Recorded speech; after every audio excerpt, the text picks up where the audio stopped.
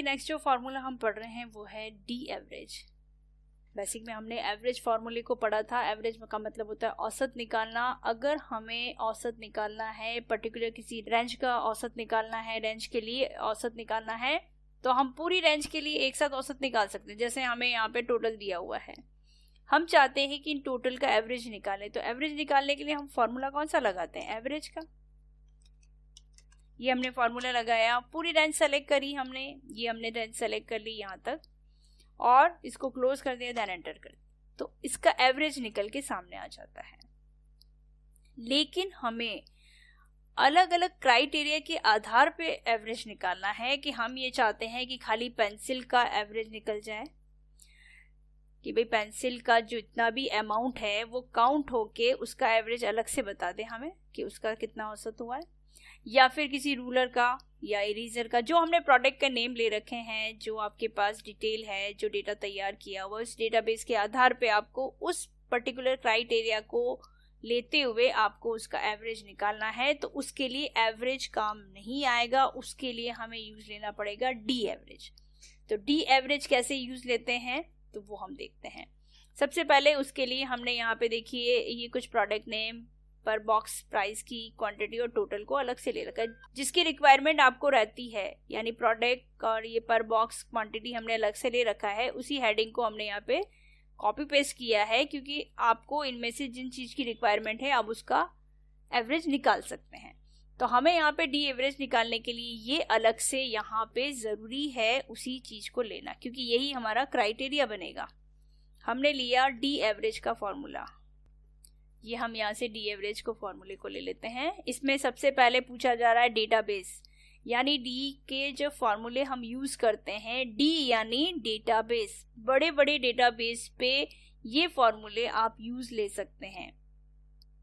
D average हो सकता है, डी सम हो सकता है, डी काउंट हो सकता है, बहुत सारे अलग अलग फॉर्मूले डी के होते हैं। तो डी का फॉर्मूला तब यूज किया जाता है जब वो बड़ा डेटाबेस हो। D means database. तो हमें सबसे पहले क्या पूछा जा रहा है? डेटाबेस। तो हमने ये ले लिया डेटाबेस, हमारा जो डेटाबेस तैयार है वो हमने सेलेक्ट कर लिया। दूसरी जो चीज पूछी जा रही है वो है फील्ड। फील्ड यानी न्यूमेरिक वाली फील्ड होनी चाहिए। तो हमें यहाँ पे अभी टोटल का ही हमें एवरेज निकालना है, यानी पूरा टोटल एक साथ का नहीं निकालना है, हमें तो अलग अलग पर्टिकुलर आइटम वाइज का निकालना है उसका। जैसे हम चाहते हैं कि प्रोडक्ट नेम पेंसिल है तो पेंसिल का हमें अलग से एवरेज निकाल के बता दे, इरेजर है तो इरेजर का अलग से निकाल के बता दे। तो हम यहाँ पे ये लेंगे टोटल। उसके बाद नेक्स्ट चीज पूछी जा रही है क्राइटेरिया, ये हमने ले लिया क्राइटेरिया। तो क्राइटेरिया में आपको यहाँ पे अभी देखिए, यहाँ पे हमारे पास कोई प्रोडक्ट नेम नहीं है, ये जो हमने एवरेज निकाला उसी का इसने पूरा एवरेज निकाल के बता दिया। तो क्राइटेरिया हमें निकालना जरूरी है। क्राइटेरिया हमने जो बनाया है उसमें हमने लिखा प्रोडक्ट नेम। हम यहाँ पे जैसे पेंसिल देते हैं, हमने लिया पेंसिल, तो पेंसिल का कितना हुआ? 8400।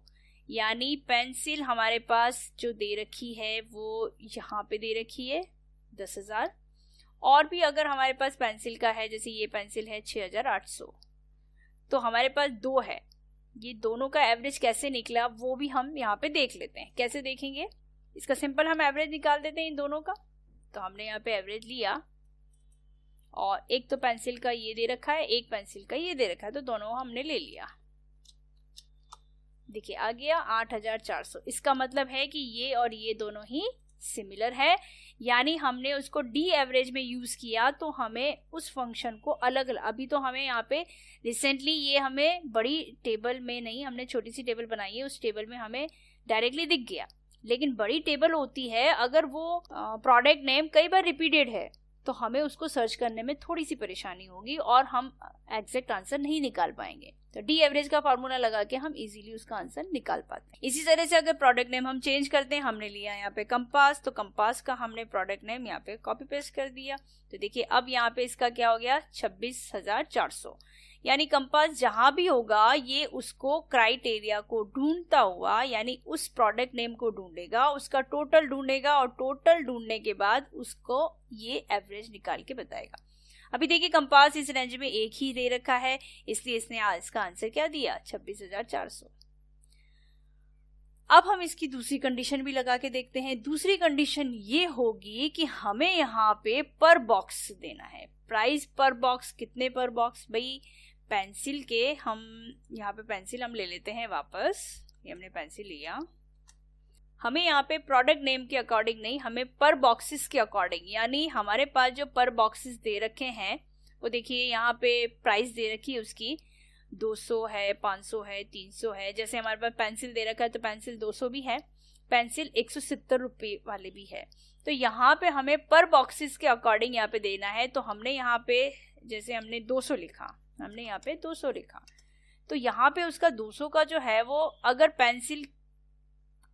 प्रोडक्ट नेम पेंसिल में पर बॉक्सेस की प्राइसेस 200 जहाँ पे भी मिलेगी उसका ये एवरेज करके बताएगा। लेकिन अभी पेंसिल इसको जो पर बॉक्सेस 200 रुपए की है वो यहाँ पे एक ही है।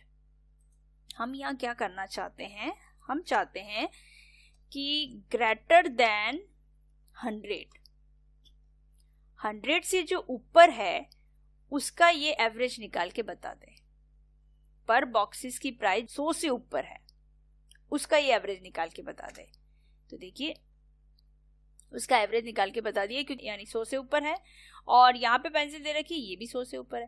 अगर हम लेस देन कर देते हैं, यानी लेस देन 200, यहाँ पे हमने क्या कर दिया, लेस देन 200, यानी 200 से नीचे जिसकी प्राइस है, पर बॉक्स की प्राइस 200 से नीचे है, उसका एवरेज निकाल के बता दे। देखिए उसका एवरेज निकाल के इसने बता दिया, क्योंकि 200 से नीचे तो यहाँ पे 170 है, 6800। इस तरह से हम प्रोडक्ट चेंज करके देख लेते हैं। प्रोडक्ट ये हमारे पास दे रखा है रजिस्टर, हमने यहाँ पे रजिस्टर को कॉपी पेस्ट किया। देखिए अभी यहाँ पे डिवाइड एरर आ गई, क्योंकि रजिस्टर जो दे रखा है वो 200 से नीचे नहीं, वो 200 से ऊपर है। तो हमने यहाँ पे क्या कर दिया, ग्रेटर देन 200 कर दिया। तो अब इसका मतलब क्या हुआ, जो प्रोडक्ट नेम हमारे पास है पर बॉक्सेस प्राइस उसकी अगर 200 से ऊपर दे रखी है, उन सभी का ये एवरेज निकाल के बता दें। तो यहाँ पे इसने एवरेज बता दिया 31,500।